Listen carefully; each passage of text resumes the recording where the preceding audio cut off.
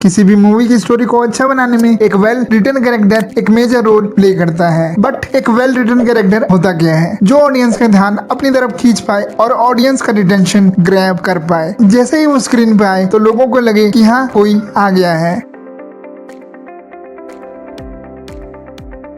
और जो character with time evolve करे। तो आज हम एक ऐसे ही कैरेक्टर के बारे में बात करने वाले हैं जो कि है प्लेनेट ऑफ द एप्स का मेन कैरेक्टर सीजर, और हम जानने की कोशिश करेंगे सीजर के कैरेक्टर के बारे में प्लेनेट ऑफ द एप्स की 3 मूवीज के थ्रू कि कैसे एक एक्सपेरिमेंट किए हुए बंदर का बेटा बना एक ग्रेट लीडर। तो शुरुआत करते हैं rise of the planet of the apps से। इस मूवी के अंदर हमको दिखाया जाता है कि कुछ साइंटिस्ट एक ड्रग यानी कि एक मेडिसिन के ऊपर ट्रायल कर रहे हैं, और ये मेडिसिन है अल्जाइमर की, और साइंटिस्ट इसको टेस्ट कर रहे हैं एप्स के ऊपर। और इस ड्रग की वजह से एप्स की जो इंटेलिजेंस है यानी कि सोचने समझने की शक्ति है वो बढ़ जाती है। और इन्हीं में से एक सब्जेक्ट होती है एक फीमेल एप जिसका नाम होता है ब्राइट आइज, जो कि इस मेडिसिन की वजह से बहुत ही ज्यादा इंटेलिजेंट हो चुकी है। बट जब उसे बोर्ड मेंबर के सामने प्रेजेंट किया जाता है तो वो ह्यूमंस पे अटैक कर देती है, और उससे खुद को बचाने के लिए एक आदमी उसके ऊपर गोली चला देता है, जिसकी वजह से ब्राइट आइज की मौत हो जाती है। मगर हमें ये पता चलता है कि वो प्रेग्नेंट है, और वो ह्यूमंस पे अटैक नहीं कर रही थी बल्कि अपने बेटे को बचा रही थी। जिसके बाद विल, जो कि इस मूवी का एक और कैरेक्टर होता है, वो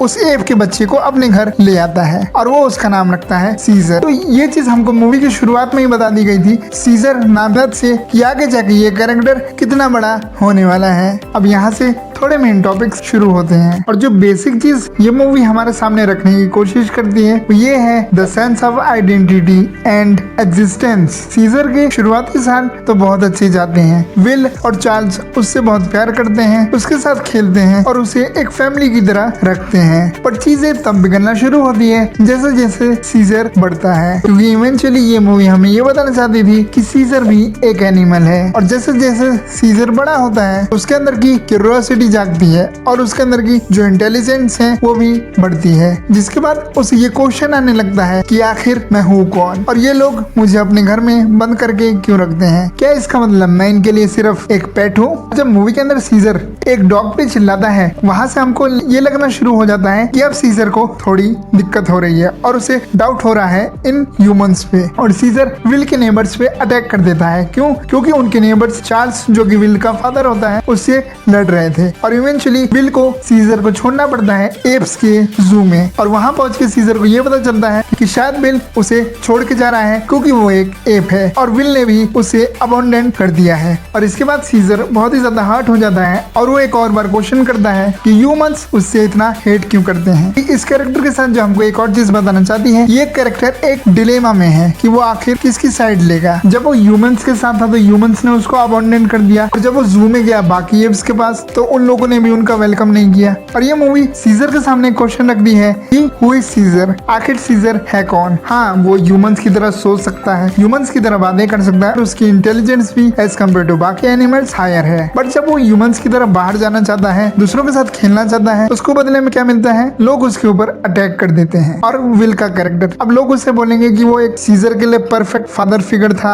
वो बहुत ही अच्छे से उसको रखता था। बट मैं कुछ अलग सोचता हूँ। देखो, विल ने सीजर को अपने घर इसलिए रखा था ताकि वो उसके ऊपर एक्सपेरिमेंट कर सके और उसकी हरकतों को मॉनिटर कर सके कि उसका ड्रग इवेंचुअली कितना काम कर रहा है। His love towards Caesar is real, but सिर्फ एज अ पेट। जैसे कोई भी ह्यूमन किसी भी डॉग या किसी भी एनिमल को अपने घर में रखता है एज पेट, एक ऐसा पेट जिसके ऊपर वो एक्सपेरिमेंट कर सके। अगर ऐसा नहीं है, सीजर को अपने घर में क्यों रखता था, या उसे हमेशा बांध के क्यों रखता था, उसे फ्री क्यों नहीं छोड़ता था? क्योंकि he knows eventually he is an ape. तो मैंने जो इस वीडियो में पहले बोला था ये मूवी क्वेश्चन करती है सीजर के आइडेंटिटी के ऊपर, आई थिंक वो मैंने यहाँ पे प्रूव कर दिया है और उसका आंसर दे दिया है। अब बढ़ते हैं सीजर की क्वालिटीज के ऊपर। सीजर की जो सबसे पहली और सबसे जो स्ट्रॉन्ग क्वालिटी थी अदर देन हिज इंटेलिजेंट, वो बहुत ज्यादा इंटेलिजेंट था, ये तो सभी को पता ही है। बट वो एक बहुत ही शानदार लीडर था। जब वो एप जू में कुछ दिन रह लेता है, ये पता चल जाता है कि इवेंचुअली उसे विल को छोड़ के अपनी काइंड के साथ रहना है, तब से वो शुरू करता है बाकी एप्स को अपने साइड करना है, क्योंकि उसे पता है कि अगर उसे अच्छी तरीके से रहना है तो वो अकेला ज्यादा कुछ नहीं कर सकता है, और उसे एप्स के अंदर यूनाइटी